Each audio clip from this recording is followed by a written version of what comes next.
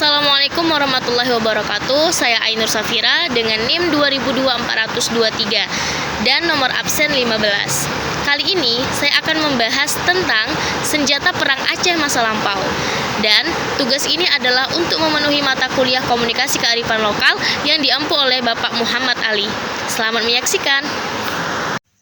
Aceh, salah satu provinsi di Indonesia yang kaya akan budaya dan sejarah, telah lama dikenal dengan senjata tradisional Aceh yang unik dan juga memukau. Senjata-senjata tradisional Aceh bukan hanya alat pertahanan, tetapi juga simbol kebanggaan dan warisan budaya yang kaya. Senjata tradisional Aceh tidak hanya mencerminkan keahlian dan keterampilan para pengrajinnya, tetapi juga mencerminkan sejarah panjang provinsi ini. Dari pedang rencong yang khas hingga keris-keris indah yang dirajut dengan hiasan-hiasan artistik. Setiap senjata memiliki cerita tersendiri.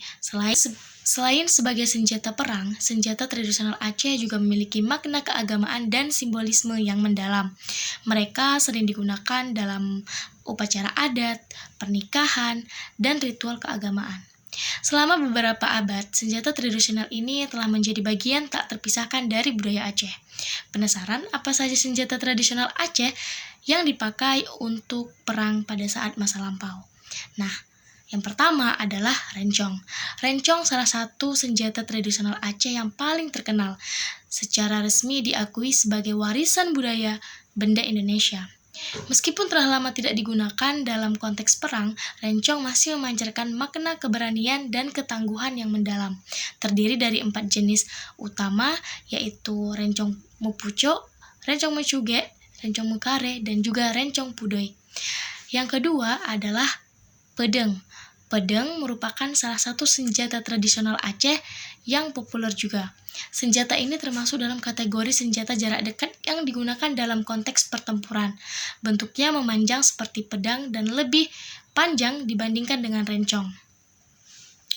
Nah, pada masa lalu, para pejuang Aceh menggunakan pedang bersamaan dengan rencong dalam pertempuran. Rencong berfungsi untuk menikam musuh dalam jarak dekat, sementara pedang digunakan untuk menebas musuh pada jarak dekat. Nah, pedang di Aceh memiliki berbagai jenis berdasarkan asalnya. Seperti ada pedang Habsyah yang dimana berasal dari negara Abyssinia. Kemudian ada pedang Portugis yang berasal dari Eropa Barat, dan pedang Turki yang berasal dari raja-raja Turki. Selain itu, pedang juga dapat dibagi berdasarkan mata pedangnya, yaitu menjadi 2 jenis. Yang pertama ada pedang ontebe dan yang kedua ada pedang onjo. Nah, yang ketiga adalah siwah. Siwah adalah senjata tradisional Aceh dan memiliki kemiripan fisik dengan rencong.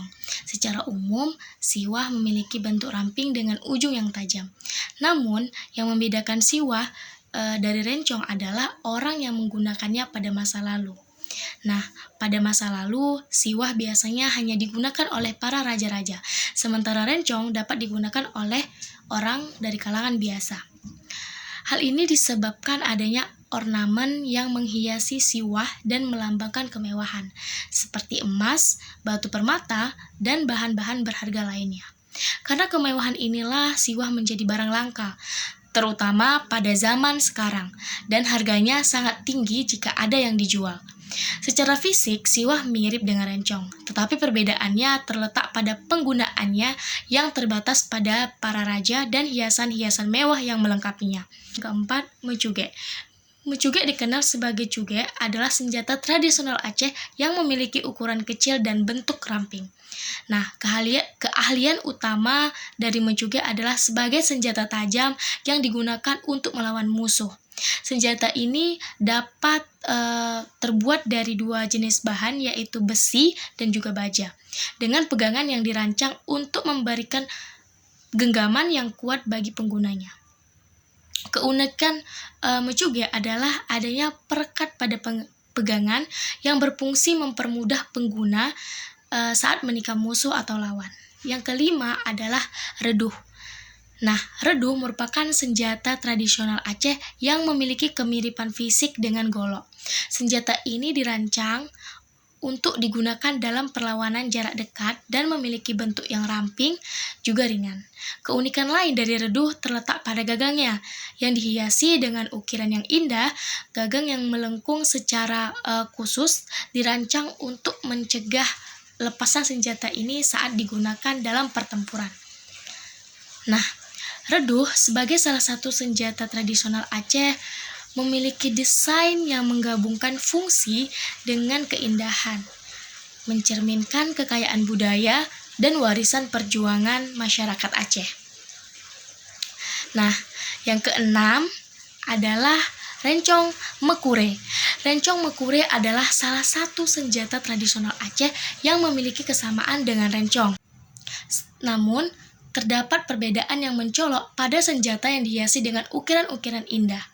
Ukiran tersebut sering mengambil bentuk hewan berbisa seperti ular, lipan, dan lain sebagainya.